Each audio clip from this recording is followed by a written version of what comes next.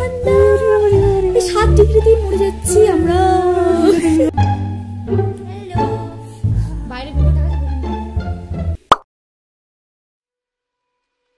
Hello everyone, welcome back to my channel. আগের ভিডিওতে যেমনটা দেখলে গ্যাংটকের এমজি মার্গে সন্ধ্যায় কতটা সুন্দর সময় কাটালাম, আর সেই সাথে বাবা মন্দির ও ছাঙ্গু লেকের প্রাকৃতিক সৌন্দর্য এবং যাত্রাপথের অপূর্ব সুন্দর দৃশ্য উপভোগ করলাম। এবার তৃতীয় দিনে গ্যাংটক থেকে আমরা যাত্রা শুরু করব লাচুংয়ের উদ্দেশ্যে। আমরা গ্যাংটকে যে হোটেলটায় ছিলাম সেখান থেকে চেক আউট করি আমরা একটা অন্য হোটেলে চেক ইন করাই, বুক করাই ছিল আগে থেকে যদিও। এই দেখো সেই হোটেল। আসলে আমরা সব লাগেজ লাচুংয়ে যাওয়ার সময় নিয়ে যাইনি, কারণ আমাদের সেই গ্যাংটকে ব্যাক করতে হতো সেই ভেবে। লাচুং যাওয়ার যে শর্টকাট আর ভালো রাস্তাটা ছিল সেটা কোনো কারণে ব্লক ছিল, তাই আমরা অন্য রাস্তা দিয়ে যাই। যাওয়ার সময় যেই দিকেই চোখ রাখি শুধুই সুন্দর দৃশ্য। এই দৃশ্যগুলো চিরকাল আমার স্মৃতিতে তোলা থাকবে। আমরা যাত্রাপথেই সব প্রথমে একটা জায়গায় থেমেছিলাম একটি ওয়াটারফল দেখার জন্য। আর আমি ওয়াটারফল দেখতে গাড়ি থেকে নামবো না সেটা তো হতেই পারে না। ওয়াটারফলটার খুব সুন্দর নাম জানো, বাটারফ্লাই ওয়াটারফল। তারপর আমরা সেখানে খুব সুন্দর সুন্দর ছবি তুলি। আমরা যেখানেই নামি সেখানেই অনেকটা সময় নিয়ে নিই। দিয়ে ড্রাইভার আঙ্কেলরা তাড়া দিল এখনও অনেকটা পথ যেতে হবে, তারপর খাওয়া দাওয়া আছে, সেই ভেবে সেখান থেকে বিদায় নিই ঝটপট। যেহেতু আগেই বললাম আমরা শর্টকাট রাস্তা দিয়ে লাচুং যাচ্ছি না, একটু ঘুর পথে যাচ্ছি, সেই রাস্তাটা ছিল কিছুটা এই রকম।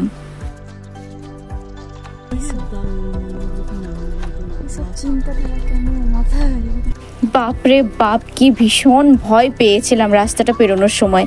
এতটা দুর্গম রাস্তা আমি কল্পনাও করতে পারিনি। ওই সরু রাস্তা দিয়ে দুটো গাড়ি একসাথে পারাপার করছে। সেখানে আমাদের গাড়ি দেখছি 5-6 ইঞ্চের জন্য বেঁচে গেল, না হলে সোজা খাদে পড়তাম। আমার আন্দাজ 7 বা 7,500 ফিট তো হবেই, হয়তো বেশি হতে পারে, ঠিক জানি না। যাই হোক, ওই সব দুর্গম রাস্তা পেরোনোর পর আমি নিশ্চিন্তে ঘুমোই। তারপর মাঝে একবার দাঁড়িয়েছিলাম লাঞ্চ করতে। সন্ধে নাগাদ আমরা লাচুং পৌঁছাই। এই যে রাতের লাচুং শহর, যদিও কিছু বোঝা যাচ্ছে না। আমাদের হোটেলটার নাম ছিল হিডেন প্যালেস, আর প্যালেসটা সত্যি লুকিয়ে ছিল জানো তো, যেটা খুঁজতেই আমরা অনেকটা সময় নিয়ে নিয়েছিলাম। যখন পৌঁছাই তখন ছিল সেখানে 7 ডিগ্রি। ওই 7 ডিগ্রি আমরা নিতে পারছিলাম না, এত ঠান্ডা লাগছিল, পুরো হাত পা জমে যাচ্ছিল। এখন একটু আমাদের রুমটা দেখে নাও। রুমটা যদিও ভালোই ছিল, একটা বেড ছিল, একটা সাইড টেবিল আর ওয়ার্ড্রোব ছিল। উইন্ডো ভিউ সেরকম কিছু ছিল না, একতলা ছিল যেহেতু। দুটো উইন্ডো ছিল, এই একটা উইন্ডো আর একটা এই সাইডে আছে।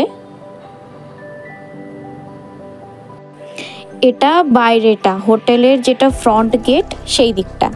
তারপর ফ্রেশ হয়ে চলে যায় ডিনার করতে। ডিনারে রাইস আর চিকেন ছিল। চিকেনটা এখনো এসে পৌঁছায়নি তাই সামনে নেই। চিকেনটায় যতটা পেরেছিল ঝাল দিয়েছিল, কিন্তু তবুও টেস্টি লেগেছিল আমার। আমি যে রুমটার ট্যুর দিয়েছিলাম গতকাল রাতে, আমি সেখানে ঘুমাইনি, দোতলার একটা রুমে ছিলাম। এইটা হলো সেই রুম লাগোয়া ব্যালকনি। ব্যালকনি থেকে ভিউ ভীষণই সুন্দর ছিল দেখো।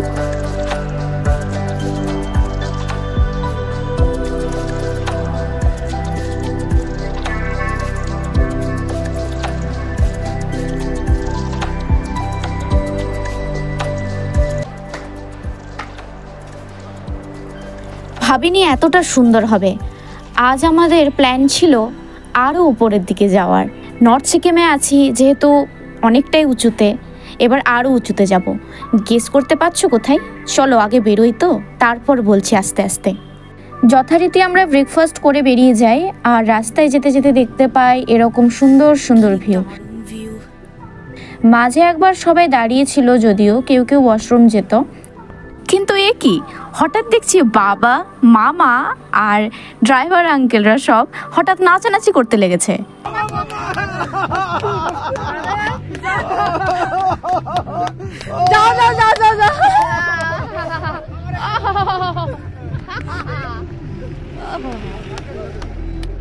এক্সাইটমেন্ট প্রত্যেকের মধ্যেই ছিল, যদিও এই আনন্দ হইচইগুলো স্মৃতিতে থাকবে সারা জীবন।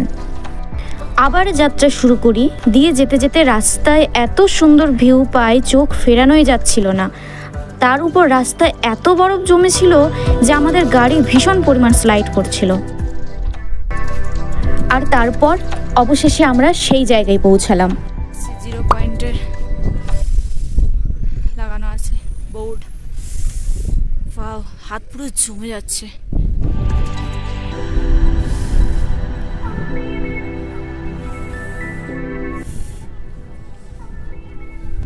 ফাইনালি বরফ দেখছি।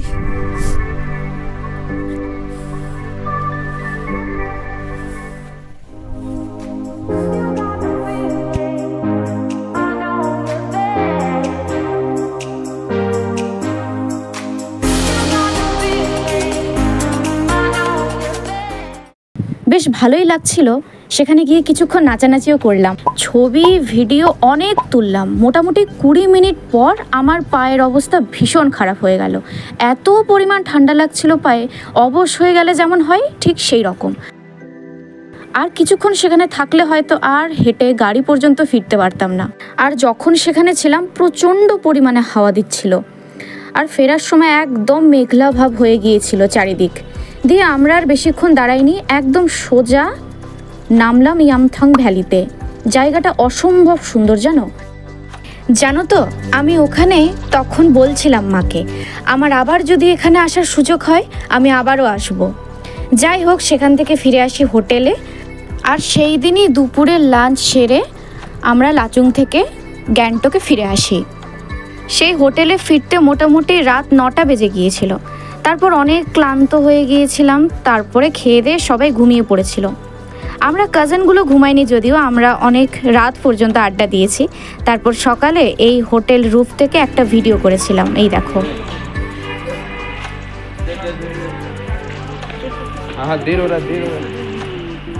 আমাদের সেই দিনই ট্রেন ছিল এনজিপি থেকে, তাই আমরা সকাল সকাল রওনা দিই। সব মিলিয়ে এই ট্রিপটা অসাধারণ ছিল, আমি কোনোদিন ভুলতে পারবো না। আই হোপ আবারও কোনো ট্রিপে যাব পরবর্তীতে, তখন আবার তোমাদের সাথে শেয়ার করব আমার জার্নি। আজ তাহলে আসি, আবার দেখা হবে অন্য কোনো একটা ভিডিওতে। বাই।